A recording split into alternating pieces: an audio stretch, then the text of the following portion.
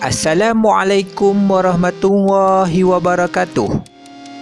Penyanyi Azlan Typewriter patah kaki kiri selepas terjatuh ketika menyertai aktiviti mendaki di Semenyih, Selangor. Azlan berkata akibat terpijak kawasan licin, dia gagal mengawal diri hingga menyebabkan dia terjatuh. Sebelum kejadian, saya bersama 4 lagi rakan mendaki bukit di kawasan Sungai Batangsi sekitar jam 9 pagi. Dalam kejadian 1.30 petang itu, kami dalam perjalanan turun ke sebuah sungai untuk melihat keindahan di sana. Namun disebabkan tanah yang licin kerana hujan sehari sebelumnya, saya terjatuh dan tergolek. Saya sedar kaki saya sudah terkulai dan tidak boleh bergerak. Kecederaan yang dialami nampak macam ringan, tapi saya dengar bunyi patah di bahagian kaki.